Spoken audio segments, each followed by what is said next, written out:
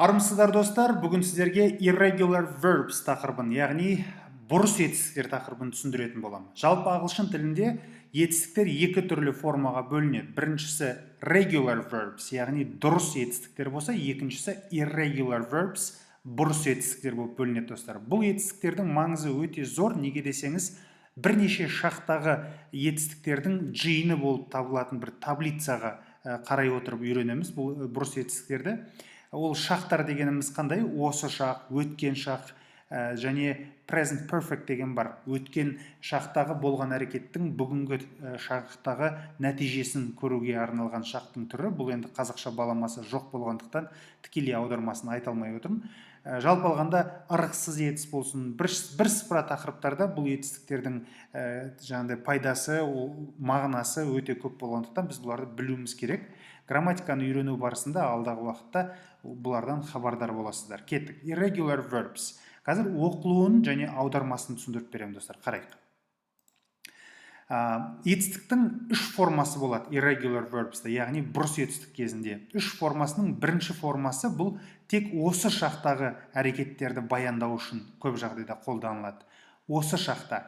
Және жаңа модальный глаголды деп айтады, яғни модалды етістіктер, modal verbs деген тақырып бар. Сол жердегі модалдық етістіктерден кейін қолданылады. Негізгі етістіктің түбірі осы сөздер болып табылса, мұнда екінші формасындағы етістіктер өткен шақтағы бір әрекеттерді баяндау үшін қолданылады достар.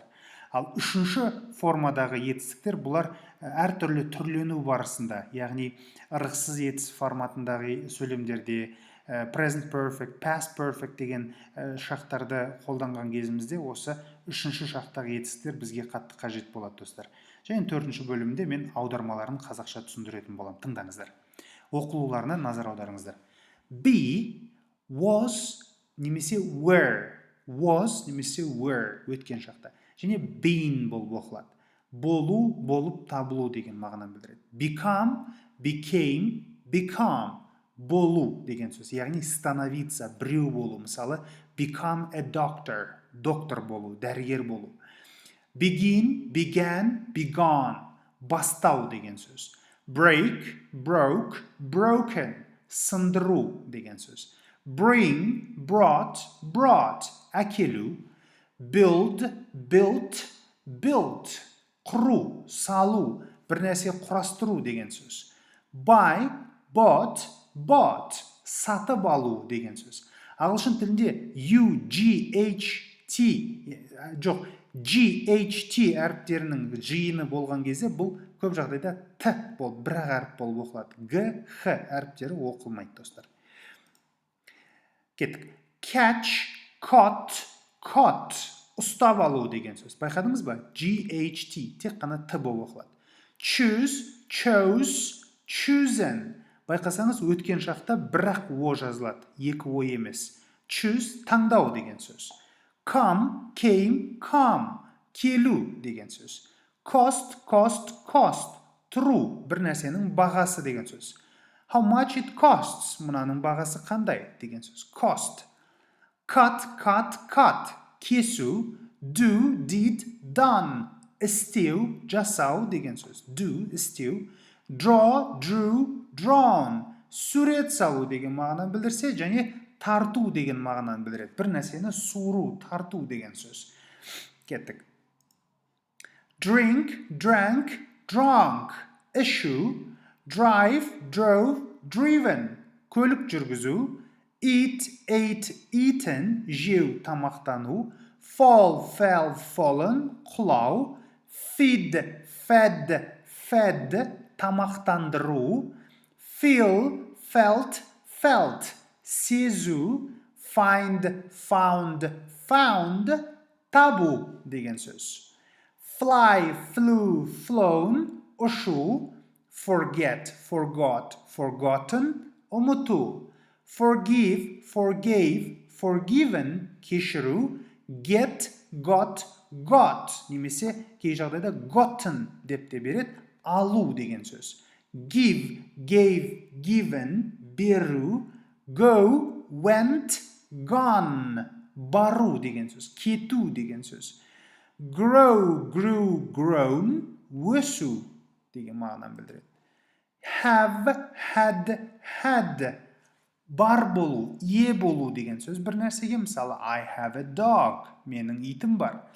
Hear, heard. Есту деген сөз. Hide, hidden. Тығып қою, немесе жасырыну деген мағына, жасыру деген мағынаны білдіреді. Hold, held. Ұстау. Keep, kept. Сақтау. Know, knew, known. Білу деген сөз. Lead, led. Жетелеу.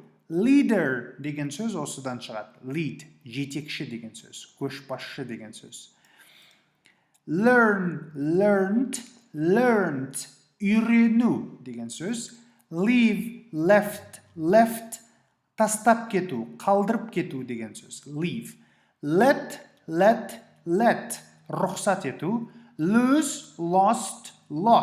Жоғалту. Make, made. Жасау. Meet, met. Кездесу. Pay, paid. Төлеу деген сөз. Put. Салу немесе қою деген сөз. Read, read болып оқылады. Но read деп жазылғанмен read болып оқылады. Ring, rang. Қоңырау соғу, қоңырау шалу. Ring, rang. Байқадыңыз, е? Rise, rose, reason. Көтерілу деген сөз. Run, run. Р деп айтпаймыз, р деп айтамыз. Run, run. Жүгіру. Say, said. Said болып оқылмайды, said болып оқылады. И оқылмай кетеді. See, saw, seen. Көру. Say, said, айту болып табылады. Аудармасын айтпай кетіппін. Sell, sold. Сату деген сөз. Sent. Жіберу, отправить деген сөз. Shave, shaved. Немесе shaven. Бұл қырыну деген сөз. Сақал алуға келгенде айтылады. Shine, shown. Жарқырау. Sing, sang. Ән айту. Sit, sat. Отыру. Sleep, slept. Ұйықтау деген сөз. Speak, spoken. Айту, сөйлеу деген сөз. Spend, spent. Жұмсау, жарату деген сөз. Немесе өткізу, уақыт өткізу. Stand, stood. Тұру деген сөз. Swim, swam. Жүзу. Take, took. Taken. Алу деген сөз. Teach, taught. Үйрету, оқыту деген мағынаны білдірсе. Tell, told. Бұл да бір нәрсені айтып беру. Айту, рассказать деген сөз орысшада. Think, thought. Ойлау, немесе ойлану. Throw, thrown. Лақтыру деген сөз.